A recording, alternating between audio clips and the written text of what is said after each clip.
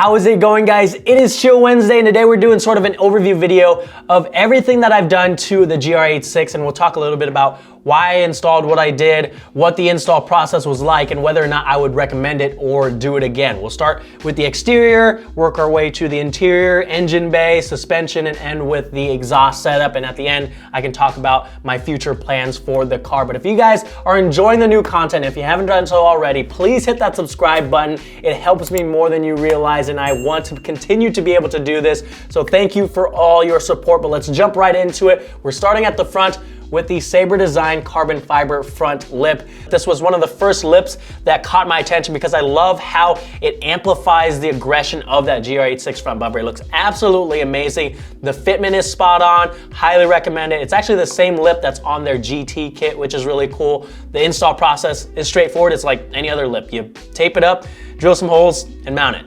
On the sides of the bumper, we have the JDM clear side markers. This is a simple one. The amber side markers are ugly, and this is a really easy modification to do. It's literally 3 pop clips to release the fender liner. You can peel that back, and that gives you access to the 10mm nut that's holding the side marker in place. And then you unplug the side marker. There's a tab on the top and bottom of it to push it out. You install your new one, and it looks a whole lot better. Another lighting modification on the front of the car is the Circuit Demon custom headlights. I sent them my headlights. They opened it up and installed some RGBW DRL boards and some Demon eyes that allow me to control and change the colors on my phone, which is super cool. I do need to rewire them to my Fusebox though, because I think they're killing my battery. And the install process, it's a little bit of a process because you have all that new wiring to deal with, but it's really not that bad. If you're looking to add a unique touch to your build that's gonna set your car apart from the others, this is definitely one way to do it. And then we had the Advan TC3s. These are one of my favorite things on the car. I love the classic thick 5-spoke design. I wasn't sure of the dark gunmetal at first, but it works really well with the red. The fitment and stance that they give the car is spectacular. It looks perfect. I always get questions on the wheels or the fitment. It's an 18x9.5 plus 45, and I've got some meaty 255/35 Kumho V730s on there. No, I did not trim the fender or anything like that, but that's because I installed a bunch of different arms that we'll talk about later. I think though, if you ran a 245 instead of the 255, you wouldn't have to do that. Also, almost forgot, I did install some ARP extended wheel studs because I needed to run some spacers in the front, because with that wheel fitment, you do have some clearance issues when you're at full lock. The tires are gonna rub against the fender liner, so installing those spacers is gonna give you enough clearance so that doesn't happen.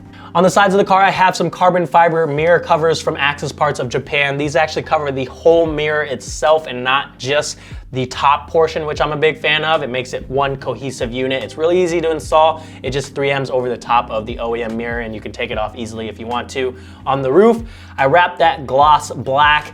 I think it's a nice contrast to the red. It's actually a really fun and easy way to start learning how to wrap your car. I will say though, taking the antenna off and wrapping that was sort of difficult. I had never done that before, but I made it work and I think it looks great. On the back of the car, I installed the OEM duckbill spoiler. This was a base model, so it didn't come with one, and I think it looks a whole lot better. I didn't plan on installing any sort of big wing on this car, so I just wanted to keep it nice and clean, which is why I went with the duckbill spoiler. The install is a little daunting because if you want to do it like OEM, you actually do have to drill into that trunk garnish, but a lot of people have just installed it with the 3M, so you can do it either way. For the taillights, I'm currently running the stock ones with my Driven Media dark smoke overlays on the turn signals, side markers, and reverse lights, and that's my go-to. But I also swap those out from time to time with the AEM Tuners taillights and fourth brake lights. I like the retro feel that those have, and the Tetris animation. I think they did a really good job on those, and they're one of the better options that are available right now. But personally, I still think that the OEM taillights are really sleek. I know not everyone loves them, but it's completely personal preference. I also swapped out the reverse light bulbs for some LEDs to make them brighter, and installed the iJDM DIY fourth brake light. So now the center portion of that reverse light section lights up as a functional brake light. Jumping inside the car, of course, we have the Brid Stradia 3s that I just recently installed. My favorite modification that I've done to the car. I got a base model knowing that I would swap out the seats to these, and I'm so glad that I went with the red instead of the black because they just pop inside the car. They're really comfortable and they look They look crazy. It makes me even more excited to drive the car now that those are installed. The install was simple. I still need to figure out the occupancy sensor. I have a friend working on that. But once I get more information, I'll let you guys know. The only other things I've done inside the car are some carbon fiber covers from Twins Carbon and Access Parts of Japan, like the center console, the AC vents, steering wheel trim, door card, and door sills. I also unplugged the module for the fake engine noises. It's really easy to do. It's behind the dash. On the passenger side, you just need to pull off one of the covers and then you can access it and unplug it. In the engine bay, there's a lot going on right now. The car is tuned on E85 through ECUTEK. I had Graham from Boosted Performance Tuning tune it. It's sitting at 230 horsepower and 193 foot-pounds of torque to the wheel, so decent gains there. I also have the Cusco carbon fiber strut brace installed to help make things a bit more rigid. It also has a brake master cylinder brace built in to improve the brake feel, and a couple other carbon fiber goodies to kind of round things together. We've got the Compressive tuning engine and Fusebox cover, which looks beautiful in there. I also have the DressUpBolts Stage 1 engine bay hardware kit with black titanium bolts to clean things up. If you guys haven't already noticed, I have sort of a black theme going on in the engine bay just to keep it nice and clean. I've got the Verus Engineering Air Oil Separator, which is a nice preventative maintenance unit that's gonna help to keep oil out of our intake system. Pretty straightforward install and a nice peace of mind to have. I also have their caps for the oil, coolant, washer fluid, brake fluid, cam sensor covers, again following that blacked out theme to keep things clean. At one point I had the Armor-Speed carbon fiber intake installed, which would have been perfect with the rest of the carbon fiber, but after I installed the Jackson Racing dual radiator / oil cooler setup, I ran into some clearance issues where the air box hit the sandwich plate and the line, so I had to go back to the stock intake.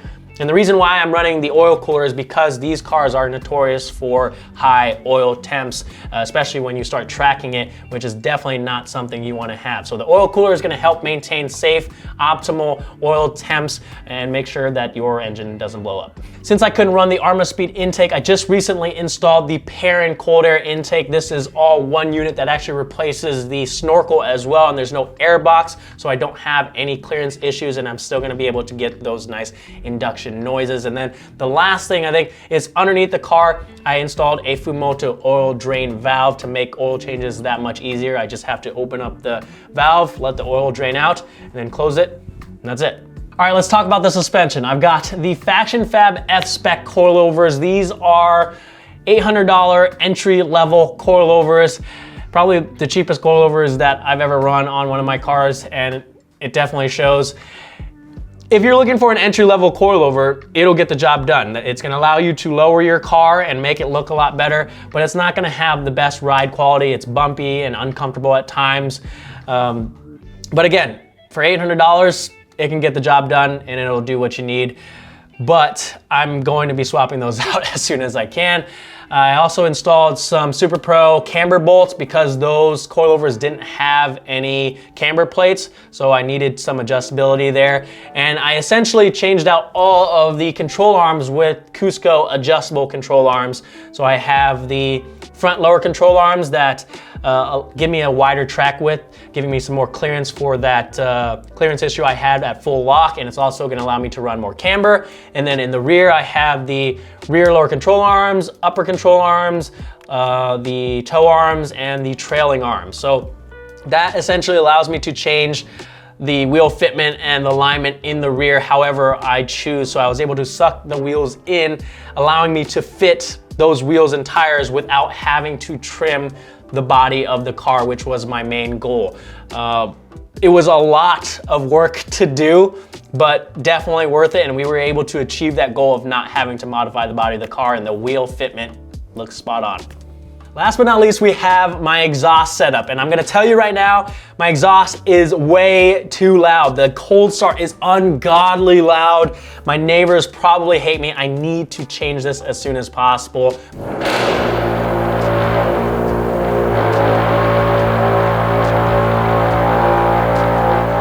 I have the JDL equal-length header installed, catless equal-length header. It's essentially a straight pipe exhaust. So I've got the JDL equal-length catless header, the front pipe / over pipe combo that's dual resonated, and then it ends in an AWE Touring Edition exhaust. Honestly, once the car is warmed up and driving around, I don't think it's too bad and it sounds pretty good, but I cannot deal with that cold start. I'm gonna be messing around with different exhaust setups, so let me know what you guys wanna hear and what you guys wanna see me test fit. I think that covers everything that I've done to the GR86 so far, so here's what I plan on doing moving forward. I still want to stick to the JDM inspired street build that I had envisioned when I first got the car, so I don't want to turn it into a crazy track car or a stance build. I want to keep it functional, but also make it look sick. So I've got a lot of new parts coming in that I think you guys are gonna love. If there's something specific you wanna see, comment down below. I'm curious to hear your thoughts, but like I said, I wanna change the suspension. Even though I love the TC3s, I'm gonna be swapping those out as well.